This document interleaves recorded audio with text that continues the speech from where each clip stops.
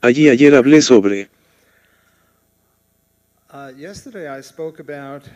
libertarismo y trato de distinguirlo entre libertarismo y economía. Hoy mi tema es la economía austríaca y ya lo he distinguido de libertarismo, así que ahora lo que me gustaría hacer es explicar qué es la economía austríaca y distinguirla no del libertarismo sino de otros tipos de economía, y luego lo que haré es aplicarla a los bienes públicos que parecen ser de interés. Interés entonces, ¿qué es la economía austríaca? La economía austríaca no tiene nada que ver con la economía del país Austria.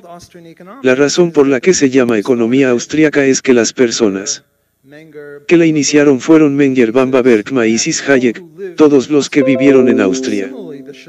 De manera similar, la Escuela de Economía de Chicago, con Milton Friedman, Ronald Coase y George Stigler, no tiene nada que ver con la economía de Chicago, la ciudad de EU, pero es solo porque todos estaban en la Universidad de Chicago, por eso el nombre está bien ahora. ¿Cuál es la esencia de la economía austríaca? A mi modo de ver, dicen que si tienes 10 economistas austríacos en la sala, tendrás 11 puntos de vista sobre lo que es la economía austríaca, así que este es mi punto de vista. Mi opinión es que puede haber 15 cosas diferentes sobre la economía austríaca.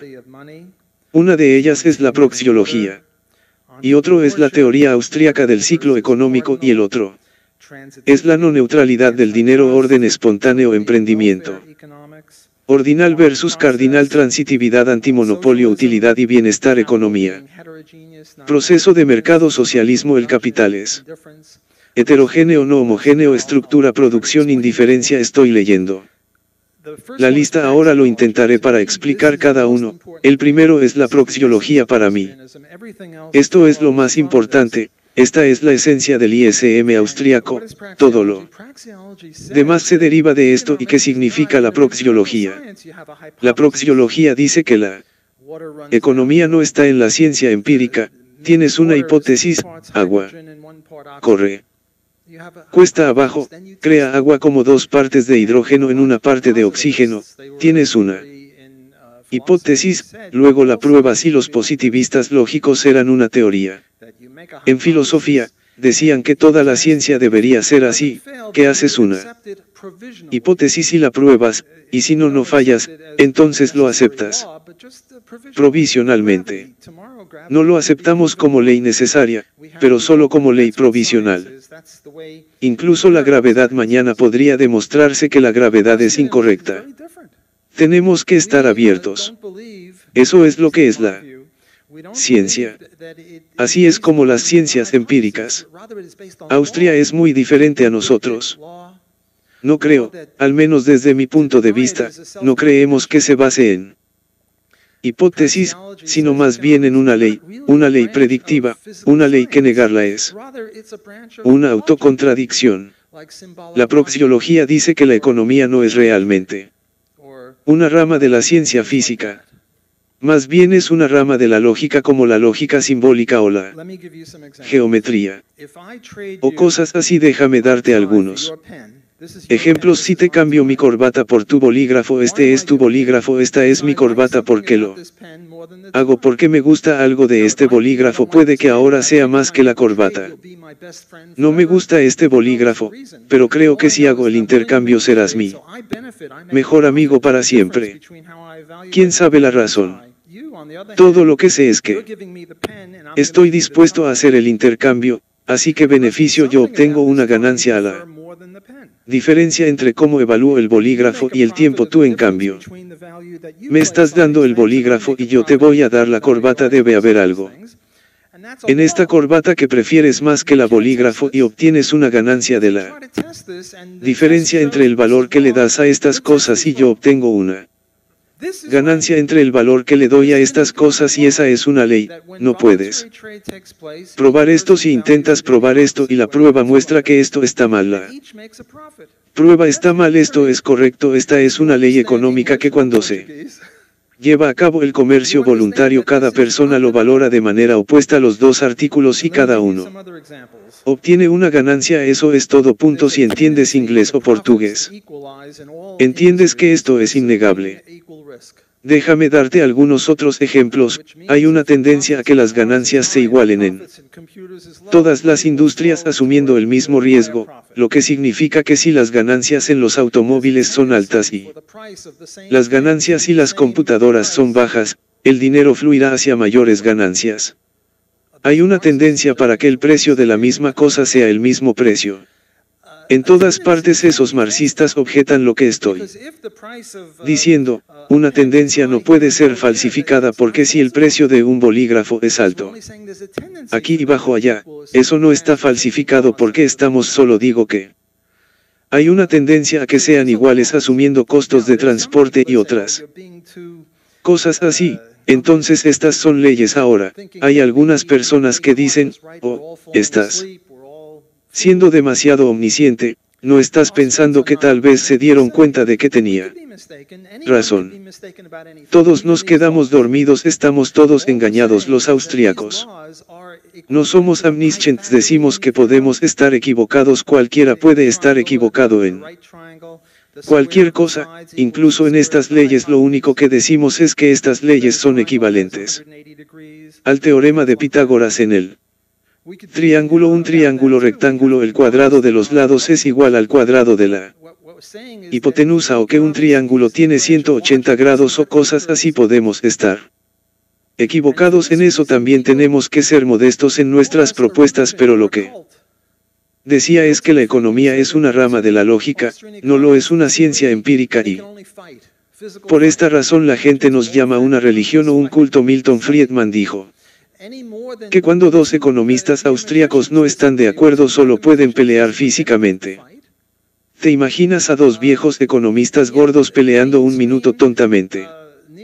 Como cuando dos geómetras no están de acuerdo, o dos matemáticos no están de acuerdo. No tienen que luchar y, sin embargo, los principales economistas neoclásicos descartan al ISM austríaco con el argumento de que una biología indirecta es su esencia y es una religión, es una secta, y esa es su opinión.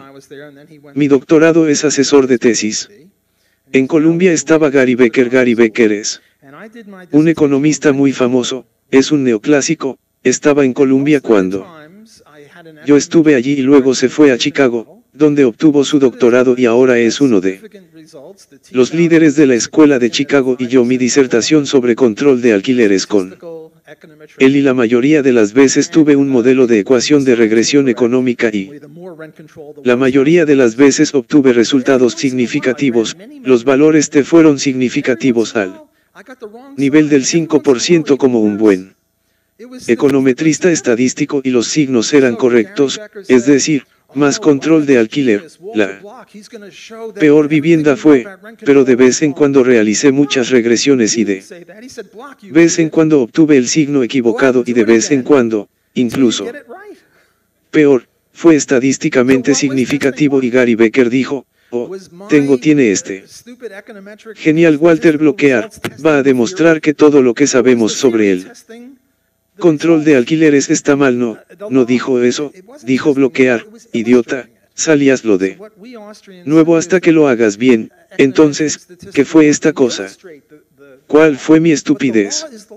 Los resultados estadísticos de econométrica prueban la teoría. ¿Cuál era la teoría que prueba los resultados y la ley? No estaba probando mucho, lo estaba ilustrando, así que lo que nosotros, los austríacos, decimos es que econométrica, el trabajo comprobable, puede ilustrar la ley, pero la ley es la ley. No se puede negar la ley. Vale, esa es la parte más importante del ISM de Austin, y ahora hay dos escuelas de ISM austríaco porque hay ciertos austríacos que no están de acuerdo con esto, como Hayek, o que no creen que sea muy importante, como la gente del George Mason. La universidad tiene un programa de doctorado austríaco, pero no creen que sea tan importante. No lo enfatizan si les preguntas cuáles son las 15 cosas principales sobre él. ISM austríaco, no mencionarían la proxiología, mientras que para mí la esencia de Rothbard y Mises es muy importante. Esta es la esencia de la economía austríaca. Creo que Hayek es un economista austríaco muy bueno, no muy importante como proxiología, sino por sus contribuciones a la estructura de producción en la teoría del ciclo económico austríaco, pero en la medida en que, siendo un austríaco puro no lo es y en cuanto a libertario es horrible. Escribió este libro Camino a la servidumbre y tengo un ataque cruel contra él por comprometerse a regalar la tienda y todo tipo de compromisos, así que es un libertario muy pobre pero es un bastante bueno B- austríaco a pesar de que ganó. Es el único austríaco que ha ganado el premio Nobel. Para mí la proxiología es la clave y él la rechaza, dice que no estoy de acuerdo con Mises en esto, está bien, lo siguiente. Es el negocio austríaco teoría del ciclo somos muy diferentes a los keynesianos.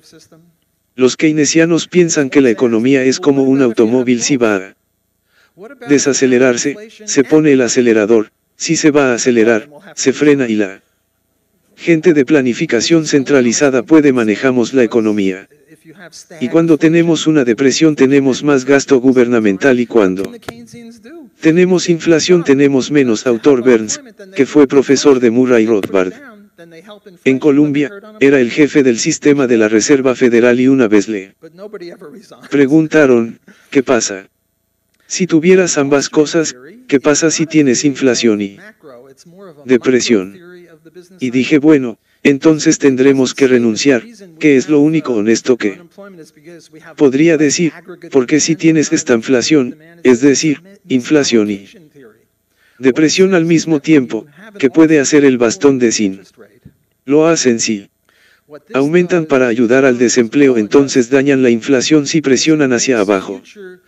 Ayudan a la inflación pero perjudican el desempleo. Todos deberían renunciar pero nadie renuncia nunca. La teoría austríaca no es una teoría macro, es más bien una teoría micro del negocio ciclo.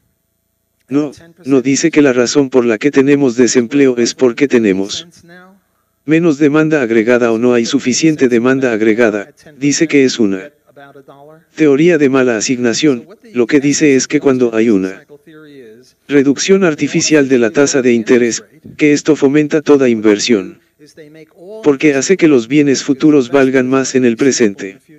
El dinero por cobrar en el futuro a una tasa de interés más baja vale más que el dinero por cobrar en el futuro con grandes descuentos. En otras palabras, el dinero por cobrar dentro de un año a partir de ahora a un 10%.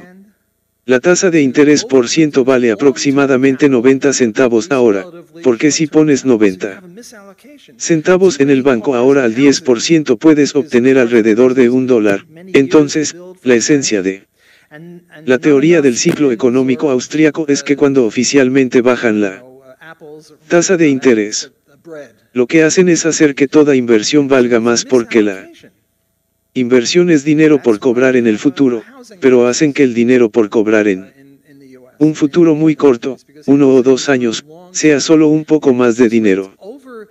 Mientras que el dinero por cobrar en 20 años vale mucho. Por lo tanto, los empresarios son llevados por una mano invisible a producir demasiado capital a largo plazo y subproducir capital a relativamente corto plazo, por lo que hay una mala asignación de demasiados automóviles y casas porque los automóviles y las casas tardan muchos años en construirse desde cero y no hay suficientes alfileres o no sé manzanas, o tal vez no manzanas, sino pan hecho de trigo, por lo que es una mala asignación. Por eso tenemos una crisis inmobiliaria en los EU y en muchos otros países, porque la vivienda es un plazo muy largo y las tasas de interés se exceden debido a la inversión en vivienda. y subinversión en otras cosas y lo que el mercado está tratando de hacer es retroceder y siguen apuntalando los precios. Siguen apuntalando los precios de la vivienda, los precios laborales y siguen prolongando la depresión tal como lo hicieron en la década de 1930. Tom Woods tiene una muy buena libro sobre esto llamado Fusión que explica todo esto muy bien. Y proviene de los precios de producción de Hayek en 1931. Maíz y Rothbard todos escribieron muy buenos libros sobre esto. Ok, el siguiente es la no neutralidad del dinero cuando aumentan la oferta monetaria todos. Los precios aumentan más de lo que hubieran sido de otra manera y nunca sabemos cuáles habrían sido los precios de otra manera, por lo que no es comprobable, no es falsificable, los precios son más altos de lo que habrían sido de otra manera, pero no es que todos los precios suban al mismo ritmo, algunos precios suben más que otros precios, por lo que no es neutral. Las personas que obtienen el dinero primero, los bancos, los capitalistas con pinches lo gastan de cierta manera y esos precios suben y luego otras personas se quedan con el dinero viejo y pierden porque algunos precios son más altos y los salarios aún no son altos y la gente que pierde a toda la gente en el fijo. Vienen las proverbiales viudas y huérfanos. Otro es el orden espontáneo. Esto es lo que la gente del George Mason piensan que esta es la esencia de la economía austríaca. Creo que es una parte importante, pero en realidad no es la esencia para mí. La esencia es la proxiología. Por cierto, antes de continuar, solo quería mencionar una cosa más. Ayer hubo una pregunta muy importante que hizo una de las personas en la audiencia y la entendí mal. Porque hablaron de subjetivismo y lo que dijo este joven fue que me estoy contradiciendo. Por un lado dije que es una cuestión empírica, no sabemos si la propiedad intelectual conducirá a más o menos innovación. Por un lado, si le das a la gente una patente aumentará los incentivos a través de la innovación. Por otro lado, si tienes patentes, entonces no puedes inventar directamente. Tienes que revisar otras patentes, así que tienes que hacerlo, por lo que es difícil saberlo. No puedes decirlo con certeza. Por otro lado, dije que si hubiera un sistema de libre empresa en el que cualquiera pudiera establecer una línea de autobús y algunas personas tuvieran prejuicios contra los negros y no les permitieran sentarse en la parte delantera del autobús, entonces otras personas crearían empresas estadounidenses y resuelva el problema para que la contradicción sea, por un lado, digo que no puedo decirlo y, por el otro, digo que puedo decirlo, pero no es una contradicción porque se trata de una cuestión empírica en la que no tenemos ninguna ley, como esta. No es una cuestión empírica, esta es una idea similar a una ley, es decir, cuanto mayores sean las ganancias, más inversión obtendremos en un área determinada. Otras cosas son iguales, por lo que si algunas personas están maltratando a los negros y ahora hay una brecha en las ganancias, otras personas vendrán. Quiero aprovechar eso, así que no me he contradicho y me disculpo porque realmente no entendí la pregunta, pero esto ilustra la visión austríaca. Bueno, el siguiente es el emprendimiento. El emprendimiento es muy importante. Mire el micro. Textos de economía, textos. Libros de texto y mencionaban la tierra, el trabajo y el capital y si nos fijamos en el índice tal vez incluso mencionen el espíritu empresarial, tal vez no. Pero para los austríacos el emprendedor es crucial. El emprendedor asigna recursos, intenta obtener ganancias, se involucra en el orden espontáneo. El mito del animus, la mano invisible, la mano invisible donde Adam Smith y los austríacos pensaban que era la mano de Dios que nos guiaba a hacer lo que la gente quería. Por ejemplo, si decidimos que estamos demasiado gordos y realmente queremos tener más zanahorias y menos chocolate, queremos ponernos a dieta, tenemos que pedirle a Obama o al presidente de Brasil que por favor digan A los agricultores que produzcan más zanahorias y menos chocolate no, simplemente empezamos a comprar zanahorias y dejamos de comprar chocolate y los precios del chocolate bajan y las ganancias en el chocolate bajan, los precios de las zanahorias suben y las ganancias y las zanahorias suben y los recursos pasan del chocolate a las zanahorias y es automático. Esta es la mano invisible, este es el orden espontáneo. Otros ejemplos del orden espontáneo o lenguaje: ningún gobierno creó lenguaje. Simplemente surgió desde abajo. Otro es el dinero, cómo se nos ocurrió el oro y el dinero.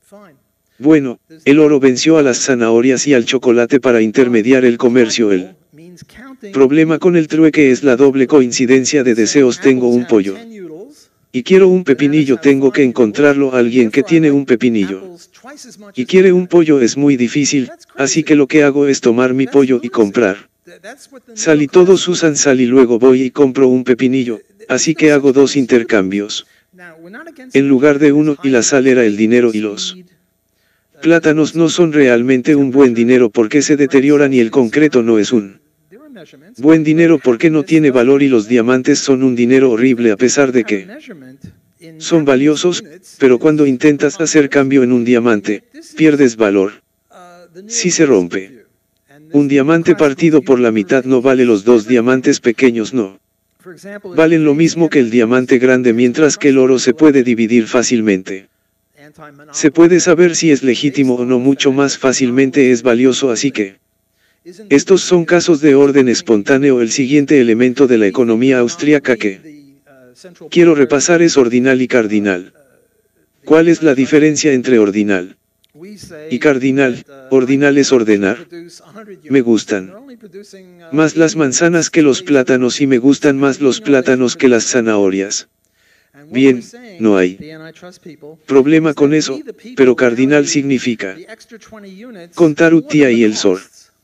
Contar utilidad es decir que las manzanas tienen 10, tú los plátanos dolls tienen 5 utilidades y por lo tanto me gustan las manzanas el doble que los plátanos. Eso es una locura. Eso es una locura, eso es lo que hacen los Z neoclásicos. No existe tal cosa como utilidad. Ahora no estamos en contra de medir esta altura, hay peso, esta velocidad, hay todo tipo de medidas, temperatura, cierto Celsius, Fahrenheit, que hay medidas, pero la felicidad no tiene medida. Y pensar que puedes tener una medida en unidades de felicidad es absurdo, y sin embargo esta es la visión neoclásica, y esta visión neoclásica impregna todo. Por ejemplo, impregna la respuesta antimonopolio. Confío en la regulación. La regulación antimonopolio se basa en el hecho de que el monopolista está reteniendo, no está produciendo tanto como creemos que debería producir.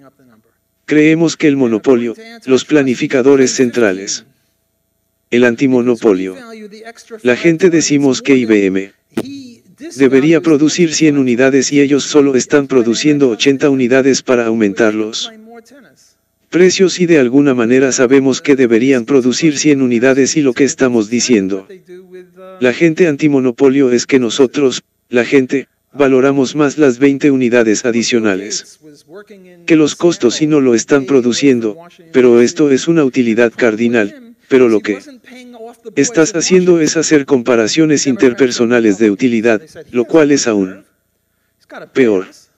Lo que estás diciendo es que no solo me gustan las manzanas a 10 y los plátanos a 5 y por lo tanto, las manzanas son 2 veces más buenas que los plátanos, pero estoy diciendo que a mí me gustan las manzanas a 10, a ti te gustan los plátanos a 20 y, por lo tanto, obtienes el doble de valor de las manzanas que a mí o de los plátanos.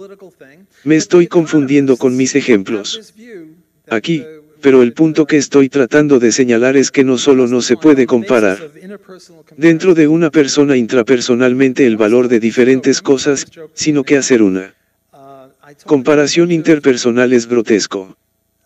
¿Quién es ahora el campeón de tenis? Djokovic, y él solo juega 10 torneos al año. Estoy inventando el número, y según las normas antimonopolio debería jugar 15 porque valoramos los 5 torneos adicionales más que él, esto valora los 5 torneos adicionales y si le aplicáramos las leyes antimonopolio lo haríamos jugar más tenis en sobre la base de que esta comparación interpersonal usted le dijo que eso es exactamente lo que hacen con las empresas. El pobre Bill Gates estaba trabajando en Seattle, muy lejos de Washington DC, y el problema con él es que no estaba pagando a los muchachos de Washington, los demócratas y republicanos, ¿para qué? Dijo que tiene mucho coraje y que tiene que pagarnos a nosotros. ¿Quién puede responder? Confío en él. Y tan pronto como empezó a dar dinero a Washington DC, ya no confío. Murray Rothbard solía decir que cuando tenía al presidente Rockefeller, atacarían a las compañías Morgan y cuando tenía al presidente Morgan, atacaban a las compañías del país Rockefeller, todas basadas en antimonopolio y confío en que sea solo una cuestión política, pero los economistas tienen la opinión de que deberíamos justificarlo sobre la base de comparaciones interpersonales de utilidad. Una vez conté este chiste, déjame contarte este chiste. Ahora se lo conté a un grupo de economistas y abogados, todos en antimonopolio y, por cierto, tengo un compañero de cuarto en la universidad que usó el dinero especial Vicente y dijo que no hay dinero en dinero, lo que significa los economistas monetarios no ganan mucho dinero. Mientras que los economistas antimonopolio ganan mucho dinero porque testifican para el delito o la defensa, pero el demandante o el acusado ganan mucho dinero, así que aquí está el chiste, había 3 prisioneros en Rusia bajo la ley Unión Soviética y todos estaban en la cárcel y como prisioneros, ustedes, presos. No, comparan notas, ¿por qué están en prisión? ¿Por qué están en prisión? Entonces el primero dice que estaba en la cárcel porque llegué tarde a trabajar y me acusaron de engañar al Estado. Fuera de mis servicios laborales, el segundo tipo dijo que venía a trabajar temprano todos los días. Y me acusaron de ser demasiado amable. ¿Sabes qué es ser un tipo marrón? No sé si se está perdiendo en la traducción. Siendo demasiado amable, dijo el tercer tipo. Llegué a trabajar todos los días exactamente a tiempo y me acusaron de tener un reloj de pulsera occidental y el público se rió mucho. Luego conté la segunda parte del chiste y hubo un silencio sepulcral y dije que había 3 prisioneros en Estados Unidos, culpable de violaciones antimonopolio y el primero dijo que cobró un precio demasiado alto y me acusaron de lucrar. El segundo dijo que cobré a un precio más bajo y me acusó de competencia despiadada y precios predatorios y el tercer tipo dijo que cobré el mismo precio como todos los demás. Es difícil ver cómo le fue con estos otros 2 muchachos, pero ¿sabes qué es? Solo una broma, trabaja conmigo aquí y me acusaron de cárteles. Un silencio sepulcral asiático. No les gustó esa broma porque muestra que las leyes antimonopolio son simplemente absurdo. Quiero decir, mira, el propósito de la ley es que si infringís la ley, te metemos en la cárcel. Si no infringís la ley, no te metemos en la cárcel. Si asesinas, irás a la cárcel si no te asesinas. Eres inocente si violas. Vas a la cárcel si no violas, no vas a la cárcel, pero aquí no importa lo que hagas, precio alto, precio bajo, el mismo precio, vas a la cárcel. ¿Qué clase de ley es esa? Y aún así la Escuela Neoclásica de Chicago, que se supone que es la libre empresa, están a favor de esta basura. Lo único que hacen es decir que esto demuestra cuán libres son las empresas.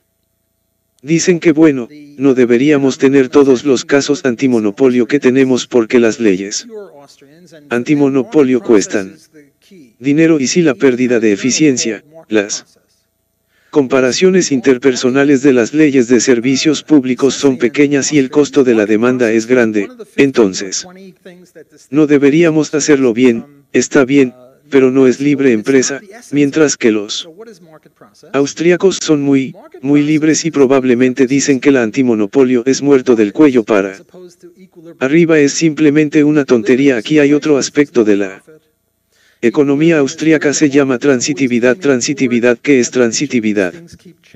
Transitividad es si V es mayor que 4.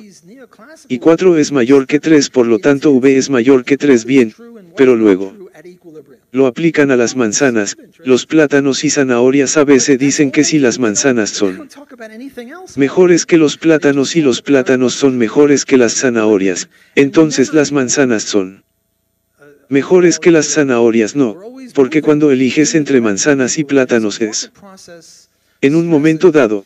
Cuando eliges entre plátanos y zanahorias es en otro momento, y ahora estás eligiendo entre manzanas y zanahorias es en un tercer momento, y podrías haber cambiado de opiniones como en los equipos de fútbol. Un equipo A vence al equipo B, el equipo B vence al equipo C, el equipo A siempre vence al equipo C. No, a veces el equipo C vence al equipo A por el personal o lo que sea. Tuvieron un mal día. ¿Quién sabe que la transitividad no funciona, mientras que estas personas tienen un fetiche religioso sobre la transitividad? Otro es el proceso de mercado y el equilibrio. Ahora de nuevo estoy atacando a George Mason. Los austríacos, que son austríacos impuros, y para ellos los procesos de mercado son la clave. Incluso tenían una revista llamada Proceso de Mercado, mientras que para Rothbard en mi sección austríacos el proceso de mercado es una de las 15 o 20 cosas que esto es el ISM austríaco del neoclásico, pero no es su esencia. Entonces, ¿cuál es el proceso de mercado? Procesos de mercado, el énfasis en los mercados en contraposición al equilibrio. En situaciones de equilibrio no hay ganancias, el equilibrio es hacia donde el mercado siempre apunta pero nunca llega porque las cosas siguen cambiando. Entonces, ¿qué hacen estas X neoclásicas? Estudian intensamente lo que es cierto y lo que no es cierto en equilibrio. Bueno, es interesante, pero eso es todo lo que hacen. No hablan de nada más, apenas hablan de lo que es cierto o no en equilibrio, y nosotros nunca estamos en equilibrio general, siempre nos estamos moviendo en la dirección del equilibrio, por lo que el proceso de mercado enfatiza que el mercado siempre está en un estado de flujo o en un estado de proceso, nunca estamos completamente en equilibrio. Otro es el socialismo. Mises escribió un libro sobre el socialismo y aquí tienes 3 problemas del socialismo. Un problema del socialismo son los incentivos, y todo el mundo sabe que si le pagas a la gente por igual, a todos les pagas igual y no importa lo duro que trabajes y lo inteligente que seas, te pagarán lo mismo. Entonces tus incentivos para trabajar duro y el trabajo es inteligente o reducido. Entonces ese es un problema con el socialismo o el igualitarismo. No, el problema con el igualitarismo es que son hipócritas. Si miras a un igualitario a los ojos y tiene 2 ojos, sabes que es un hipócrita porque hay personas sin ojos. ¿Por qué no les está dando un ojo? Ya ves, hablan de dinero. Tenemos que quitarle dinero a los ricos y dárselo a los pobres. Sí, ¿qué tal algo importante como un ojo? Puntos de coeficiente intelectual. Supongamos que tuviéramos una máquina. Pones a la persona. Entras con un coeficiente intelectual de 150 y pones a otra persona en la máquina con un coeficiente intelectual de 100 y accionas el interruptor y ambos salen con un coeficiente intelectual de 125. Pregúntales a estos igualitarios y muchos de ellos son profesores muy inteligentes con un coeficiente intelectual de 150 pero sin sentido común. ¿Entrarían en esa máquina con sus hijos? Pondrían a sus hijos en esa máquina y si son honestos dirían que no. Mira, la idea aquí es la utilidad marginal decreciente del dinero. El punto es que los primeros $1000 que ganes son muy importantes. Diferencia entre la vida y la muerte. Los segundos 1000 que ganas son menos importantes. Cuando ganas $1.000.000 y enciendes tus cigarros con billetes de $100, el billete de $100 no vale mucho, así que lo que hacemos es quitarle $100 a un rico persona que realmente no valora mucho esos $100 debido a la utilidad marginal decreciente del dinero. Y se lo damos a la persona pobre que lo valora mucho, y entonces una de las fallas del mercado se llama distribución desigual del ingreso y las soluciones. Tomar dinero de los ricos y dárselo a los pobres debido a esta comparación interpersonal del valor de $1, pero esto es una tontería, tal.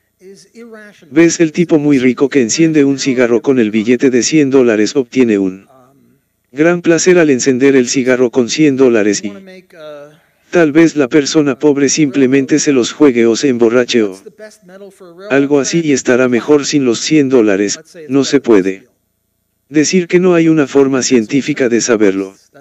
Bueno, entonces un problema con el socialismo es incentivos. Entonces el segundo problema mencionado por Hayek es la falta de conocimientos y todos somos todos empresarios, todos somos trabajadores. Aquí vamos a Brasilia, la capital de Brasil, y les contamos qué está pasando, cuáles son sus 200 millones de personas en Brasil. Hayek dice que solo las líneas telefónicas y las computadoras estarían obstruidas con todo tipo de información y mucha de la información es tácita, no explícita.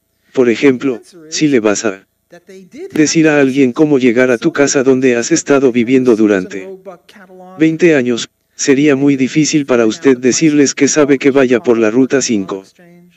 Y luego por Maple Avenida y luego por 14 Street, no sabe qué.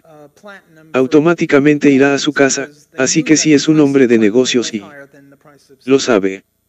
Joe es mejor trabajador que Harry, ¿cómo vas a darle esa información a Brasilia de una manera que ellos la sepan y cómo podrán confiar en la información que les brindan? Es mucho mejor que contrates a Joe y no a Harry.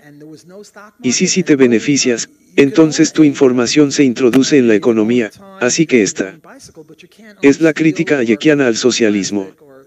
Creo que es una buena crítica. Mises hace una crítica diferente. Creo que es complementaria, es decir, las dos van juntas, aunque hay una disputa sobre esto. Algunas personas dicen que Hayek realmente no vale mucho en esto. Creo que sí, y lo que dice Nice es que la planificación central sin precios es irracional. Hay cierta irracionalidad en la economía. Por ejemplo, quieres hacer una vía de ferrocarril y cuál es el mejor metal para una vía de ferrocarril. El platino, digamos que es mejor que el acero, pero el platino tiene costos alternativos que son mucho más altos. Por lo que no fabricamos vías de ferrocarril con platino.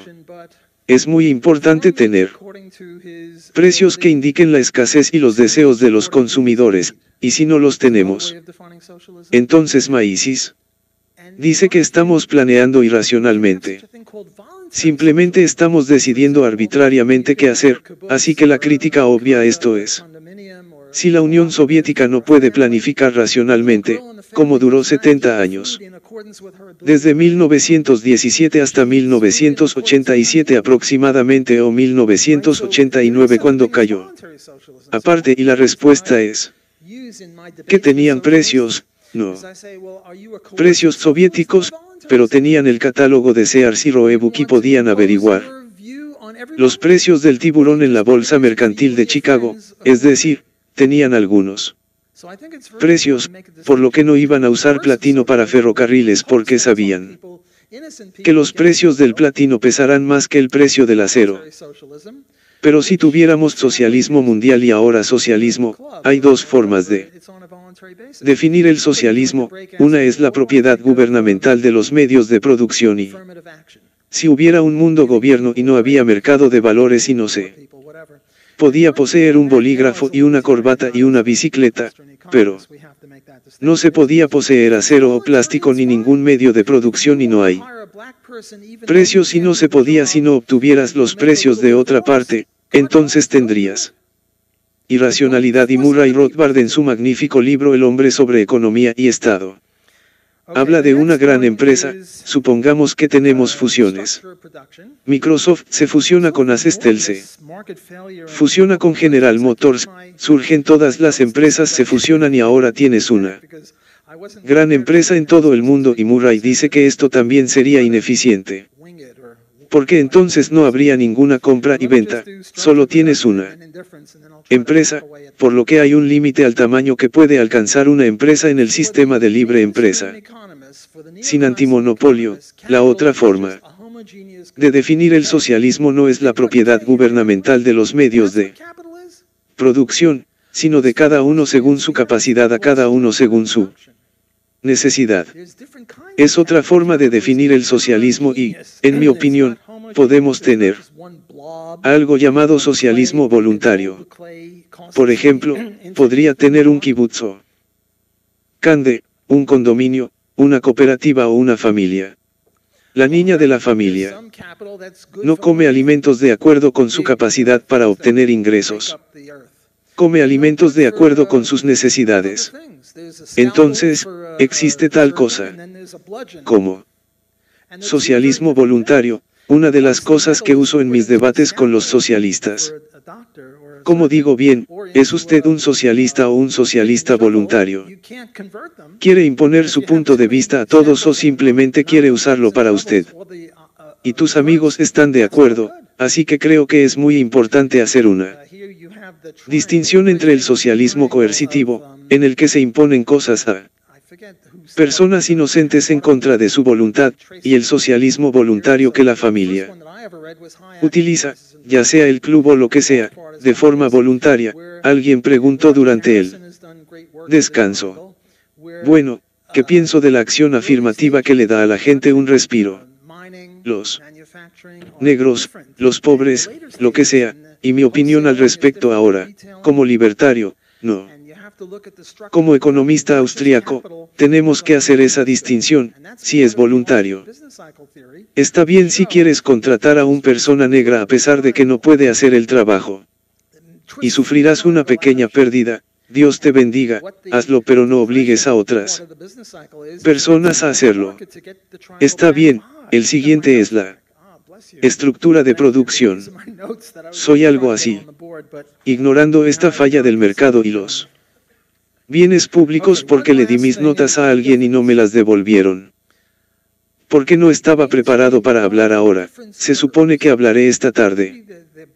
Pero intentaré improvisar o ir por capricho o algo más que déjenme estructurar la producción y luego la indiferencia y luego intentaré solucionar ese problema para los economistas tradicionales. Para los economistas neoclásicos el capital es simplemente un bien homogéneo, bueno, pusieron K en su ecuación y eso es lo que es el capital. Para los austríacos tenemos esta cosa llamada producción estructural. Hay diferentes tipos de capital. El capital es heterogéneo y no homogéneo, no es solo una masa de arcilla donde puedes moldear la arcilla sin costo, y en cualquier cosa que quieras, sino que hay un capital que es bueno para extraer grandes cantidades.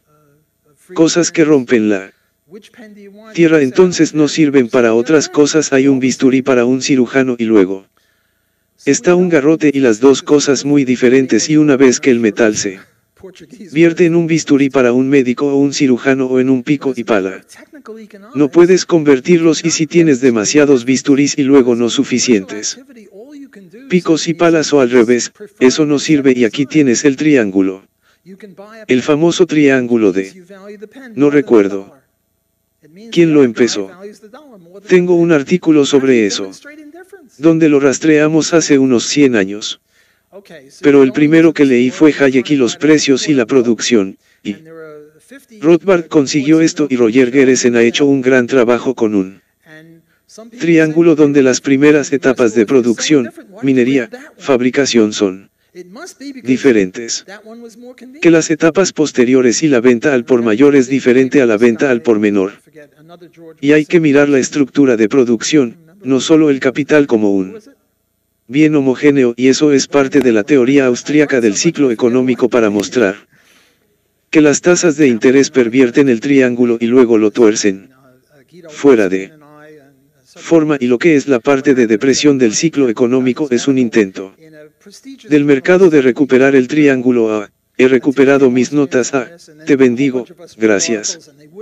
Estas son mis notas que iba a intentar seguir el tablero, pero ahora puedo ver lo que estoy haciendo bien. Una última cosa es la indiferencia a la corriente principal. Ama las curvas de indiferencia, tal vez los pervertidos sexuales. Porque la curva es así y les encanta esta curva. Queremos que un freudiano analice esta gente. Quiero decir, nos llaman cultistas, así que puedo llamarlos dos pervertidos, sea cual sea la curva de indiferencia. Si alguno de ustedes ha tomado algún curso convencional de microeconomía, la curva de indiferencia es una gran cosa y para los austríacos la indiferencia es un concepto muy problemático. Ahora todos sabemos lo que es la indiferencia en el lenguaje común. Si digo, sabes, ¿quieres este bolígrafo o el otro? Y te están repartiendo estos bolígrafos con los bolígrafos gratis. ¿Qué bolígrafo quieres? Dame un bolígrafo. Son todos iguales para que sepamos qué es indiferencia. Es una palabra inglesa perfectamente buena y estoy seguro de que también es una palabra portuguesa para indiferencia, pero por una cuestión de economía técnica no se puede demostrar la diferencia. Porque en el ámbito comercial, actividad, todo lo que puedes hacer, dice Maísis, prefiere y dejando de lado puedes comprar un bolígrafo, lo que significa que valoras el bolígrafo más que el dólar, significa que el otro valora el dólar más que el bolígrafo. ¿Cómo demuestras indiferencia? No puedes. Entonces vas a la tienda y tratas de comprar el litro de leche y hay 50 litros de leche en los estantes y tomas uno y algunas personas dicen, bueno, eres indiferente. Entre ellos y yo dije, bueno, sí, tan indiferente. ¿Por qué tomaste ese? Debe ser porque ese era más conveniente y me metí en un gran debate con este tipo. Me olvidé de otra persona, de George Mason. ¿Alguien recuerda quién fue? Bryan Caplan, ¿verdad? Escribo tanto que olvido quién soy. Voy a ser Bryan Caplan y me metí en un gran debate sobre esto y Quito Holtzman y yo y varios otros. Lo que pasó es que Bryan Caplan publicó su artículo en una revista prestigiosa, la Revista Económica del Sur, atacando a los austríacos por esto y luego muchos de nosotros escribimos artículos y no los publicábamos en las principales revistas. Gracias a Dios, ahora tenemos revistas austríacas, por lo que podemos publicar en todas, así que permítanme darles una analogía en física. Por cierto, no tenemos física en ENVI, mientras que la principal, las transmisiones, tienen física y les gusta la envidia del pene. Estoy tratando de ser desagradable con ellos porque fueron desagradables con nosotros. Además, mi tendencia natural es ser desagradable de todos modos, así que la envidia del pene por la física. La envidia en el trabajo de física se define como masa a través de la distancia, así que si lanzo un lanzamiento de peso de 16 libras, el récord mundial es, no sé, 70 pies o algo así. El trabajo se define como las 16 libras más lo lejos que llegó, pero sí. Tomo 2 barras de 10 libras y las sostengo como esto, no sé si lo has hecho alguna vez. Pero es difícil simplemente sostener tus manos así, es difícil, pero sostener 10 libras incluso si eres Arnold Schwarzenegger. 20 libras para él. Sostenerlas así es muy difícil después. Un momento tus brazos comienzan a caer y el sudor te baja, es muy difícil hacerlo, hay algún trabajo que no sea en el sentido físico porque lo mantienes firme y no hay distancia, por lo que no hay trabajo, así que lo que estoy tratando de decir es que hay una diferencia entre el lenguaje tecnológico y el lenguaje ordinario en física. Esto no es trabajo, pero en lenguajes ordinarios este trabajo o sí. Esto es trabajo de manera similar dentro de la diferencia como una cuestión de pureza tecnológica. No hay indiferencia en economía como una cuestión de lenguaje ordinario de por supuesto que hay indiferencia, eres indiferente. Me puse esta camisa. Tenía otra camisa. Me era indiferente. Estoy bien. cost curves. Soy un cerdo At the sexista. beginning of every Quiero decir, ¿sabes qué introductory diablos? textbook, they La talk última. about this thing of opportunity Curva de cost costos or al comienzo de alternative cada costs.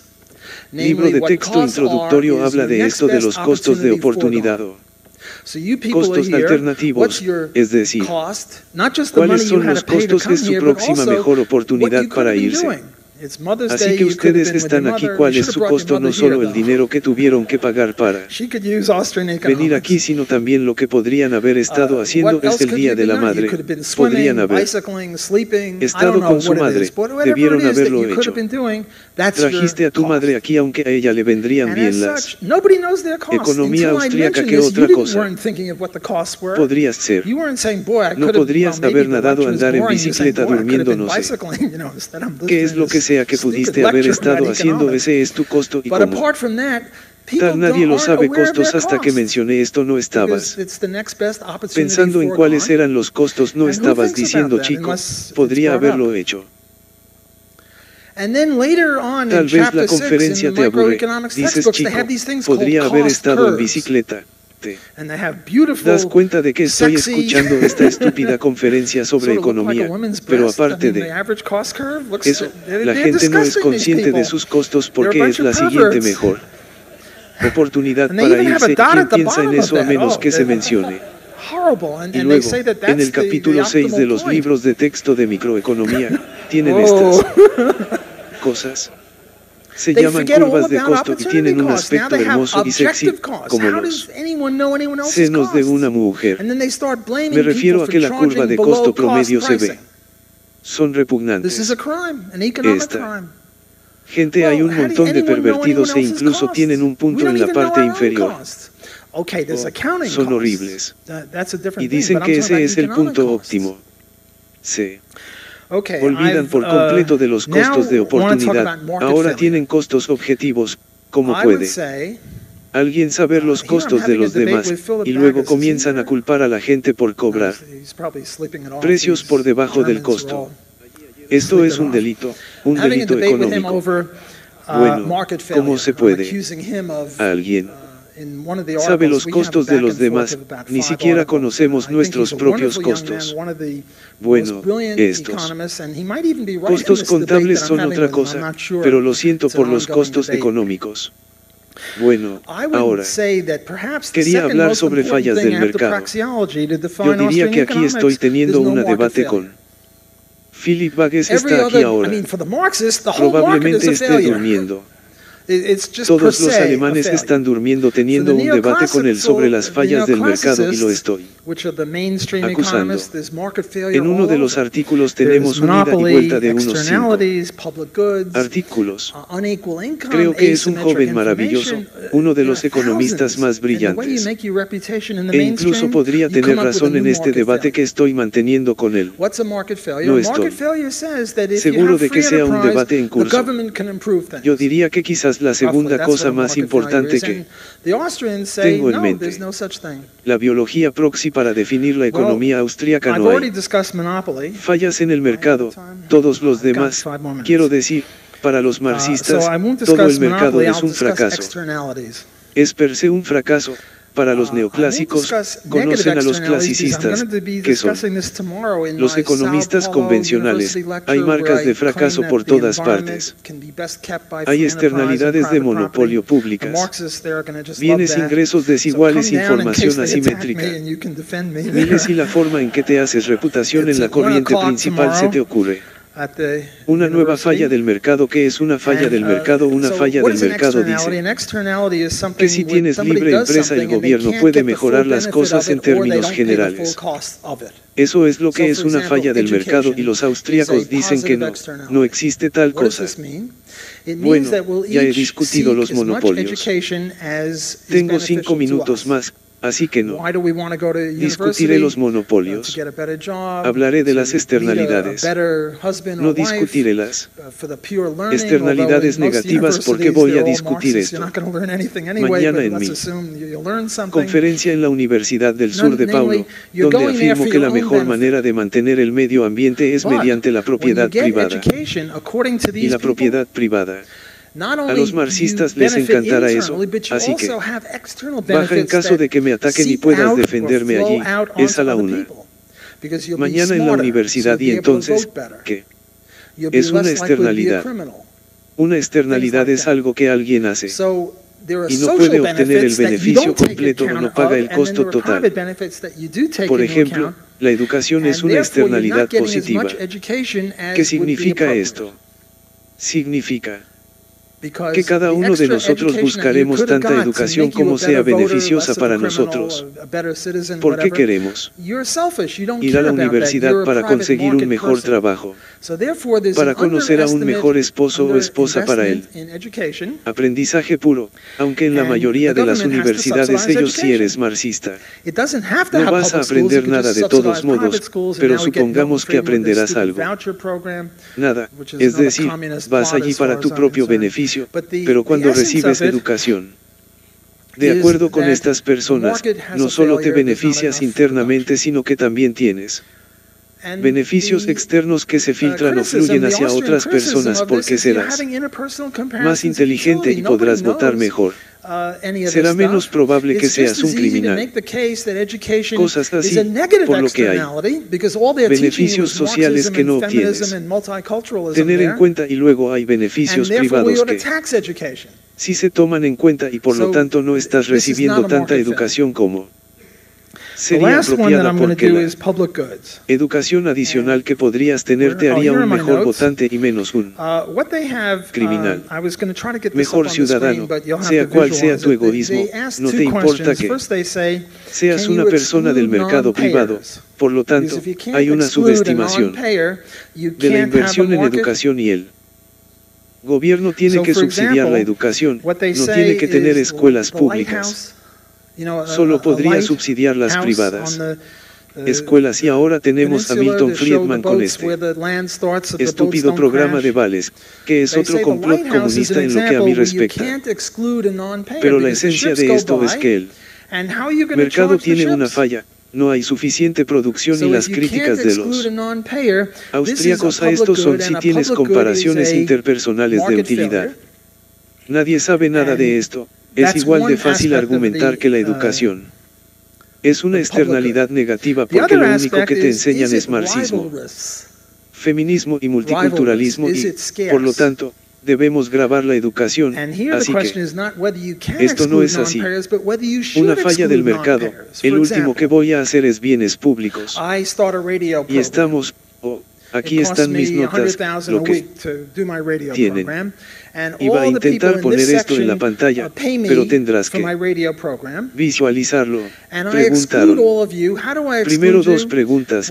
Dicen, ¿se puede excluir a los que no pagan? Porque si no se puede excluir a los que no pagan, no se puede tener un mercado.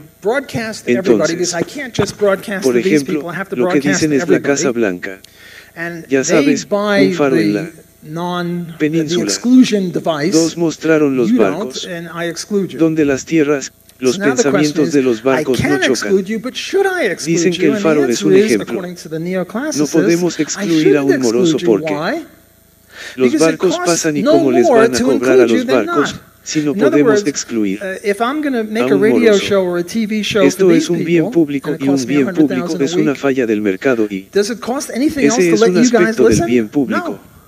El otro aspecto es si las listas rivales son escasas y aquí la pregunta no es si se puede excluir a quienes no son padres, sino si deberían excluir a los no padres. Por ejemplo, empiezo un programa de radio, me costó 100.000 a la semana hacer mi programa de radio y todas las personas de esta sección me pagan por mi programa de radio y los excluyo a todos ustedes como los excluyo bien. Bloqueé el programa de radio y luego te vendo un desbloqueo. Entiendo que transmito a todos porque no puedo simplemente transmitir que esta gente tiene que transmitir a todos y compran el no dispositivo de exclusión que tú no. Y yo excluyo. Así que ahora la pregunta es no puedo excluirte, pero debería excluirte y la respuesta es, según los neoclásicos, no debería excluirte. ¿Por qué? Porque no cuesta más. Incluirte que no, en otras palabras, sino, voy a hacer un programa de radio o de televisión para esta gente y me cuesta 100.000 a la semana. Cuesta algo. Más dejarles escuchar. No, quiero decir, una vez que estoy transmitiendo es gratis, así que no debería excluirlos y esto es lo mismo con la Casa Blanca, es decir, incluso si pudiera excluirlos, no lo haría porque cuesta, ya no es. Dejarlos ver la vida y la izquierda, en otras palabras, aquí los dueños de los barcos y ellos me pagaron, ustedes, ratas sucias, no me pagas y la pregunta es, debería excluirte. Entonces, cuando obtienes, no puedes excluir o no debes excluir, obtienes un bien semipúblico, cuando obtienes ambos, obtienes un bien público puro y los ejemplos habituales de todo esto faros. Defensa contra enemigos extranjeros, carreteras, océanos, cosas así. Y uno de mis libros recientes es ¿por qué deberíamos privatizar las carreteras? Mi próximo trabajo. Después de que termine otros pocos defendiendo lo indefendible, así que tengo 2 o 3 más en el tintero será sobre por qué deberíamos privatizar los océanos, los ríos y los lagos.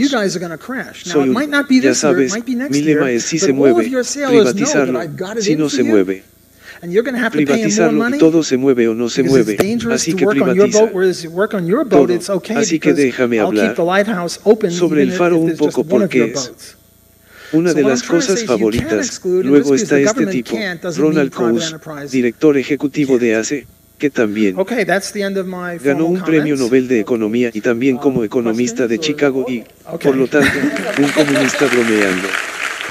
Estoy bromeando.